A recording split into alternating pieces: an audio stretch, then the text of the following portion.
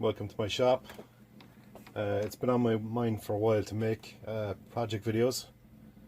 So today I'm going to start with the spinning top. This is an excellent test of a wood turner, by the way.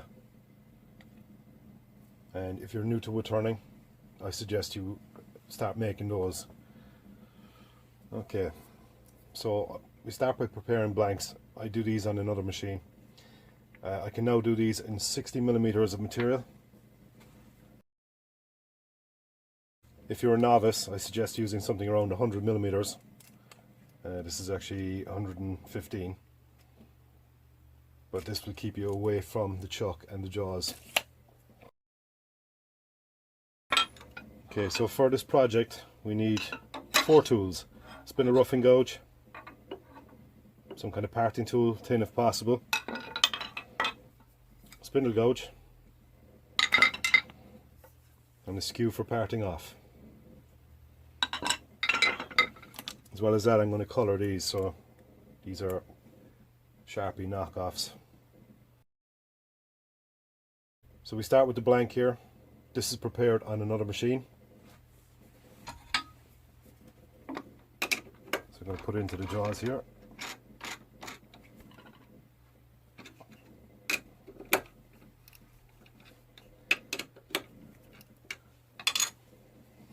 No, always use jaws when they're nearly closed, as this is the way they were actually manufactured. So this is being a perfect circle and safe to hold that.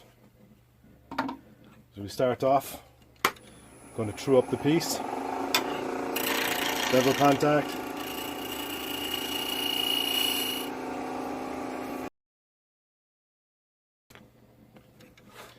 so here we go.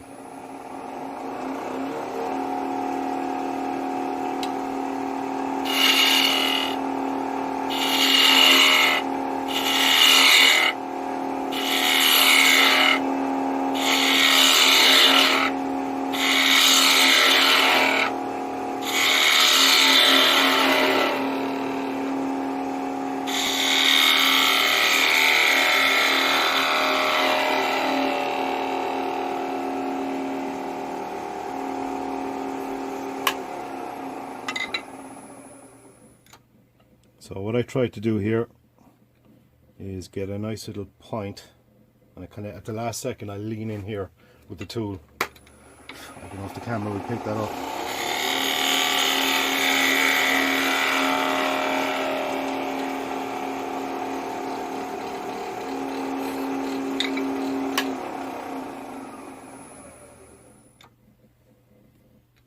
So here we are. That's an off the tool finish. And I got a little bit of a point there. So now I'm going to create a curve in here so I can start this part.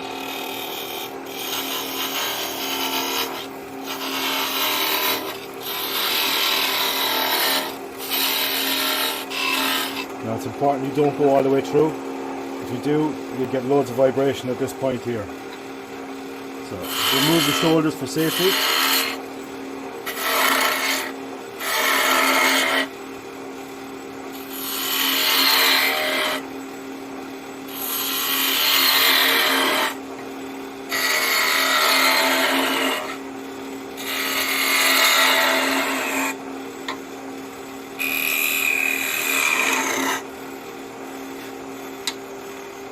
Screw up the outside once again.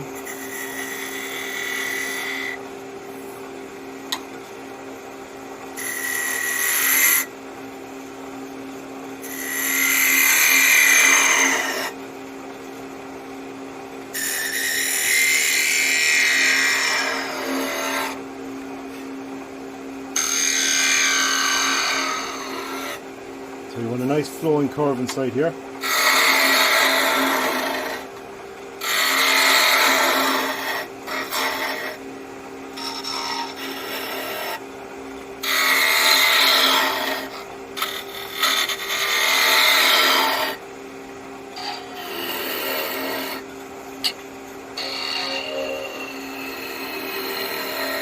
Now technically I'm climbing the hill here, which you shouldn't do, but I know what I'm doing.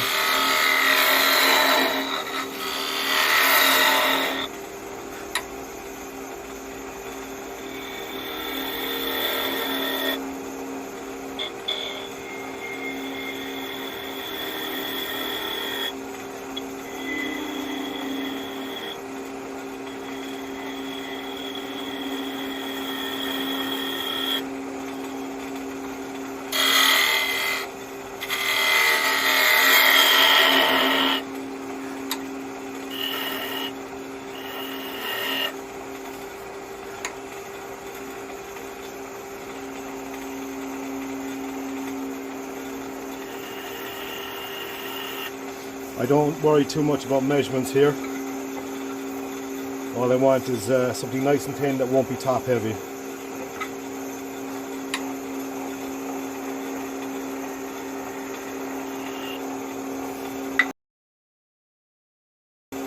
Okay, I'm going to sand it. So I'm going to reduce the speed slightly. I was turning over 2000 RPM at that point. Bring it down to about 1000. Now using my other finger to support.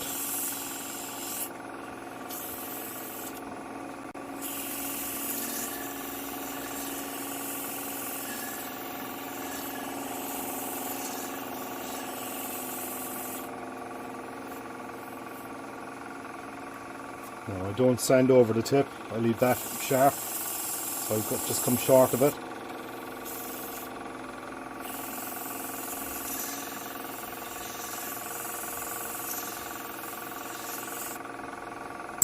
Now the final grit.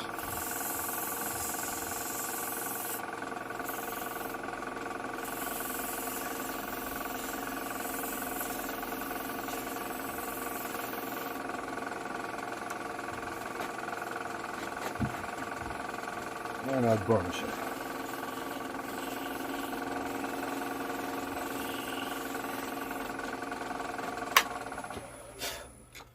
So that's the piece turned. Now we're going to colour it. Now the colouring is a nice effect. So what I'm going to do is I'm going to turn it down from 1000 to about somewhere between 400 and 500 RPM.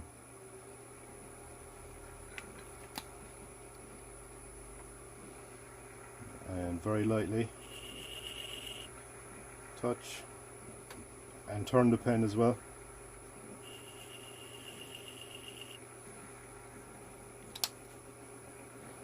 Now a bit of green.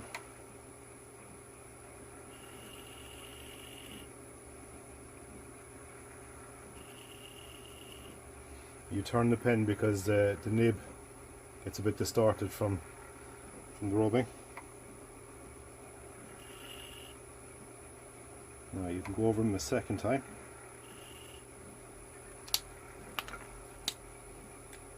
Steady hand is needed for this.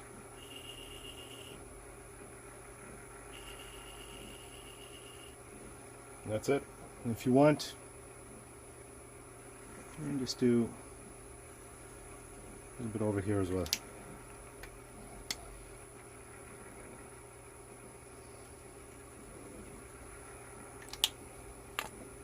Okay, so that's the piece turned.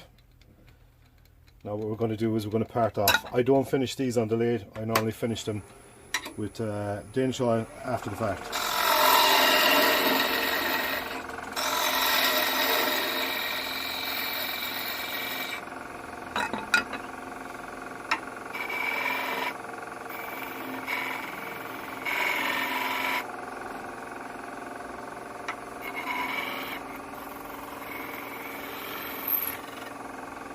And there you are.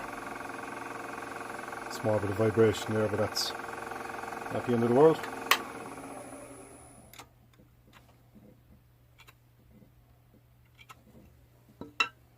So that's it. That's the finished piece, and a small bit of sanding on the top before applying the Danish oil. I recommend this as a project for all new woodturners. It's great practice, great way to develop your technique.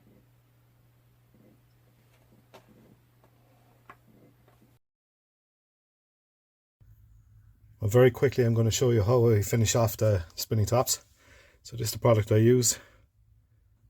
Hampshire Sheen Food and Toy Safe Danish oil. Now this is an old can. I got a lot of mileage out of this one. So here are the pieces. I've cleaned up the tops, I've sanded them. This is a swatch of cloth, not tissue, cloth, and small little container. So I dip them in, and I don't wipe them on this stuff. I gently tap it on, so I don't want the colours to run. I normally leave these about 24 hours before applying the stuff.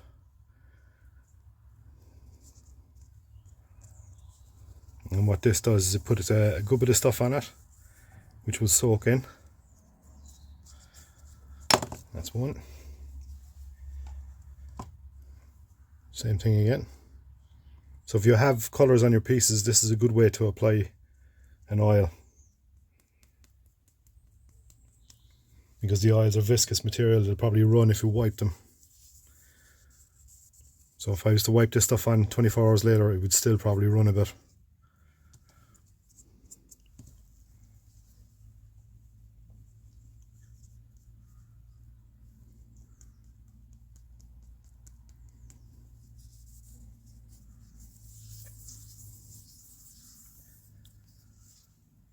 Now I don't sand these off. I used to sand them very smooth after the fact, but it's a child's toy and they need to be able to grip them. So just leave them with the wiped finish, as we call it. There you go.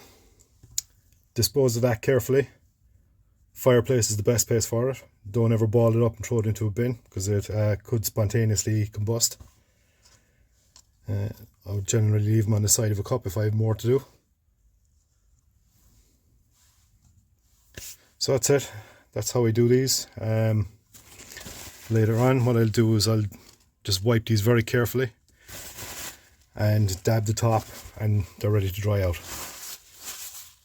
So please subscribe to my channel, help me out a bit. Thanks.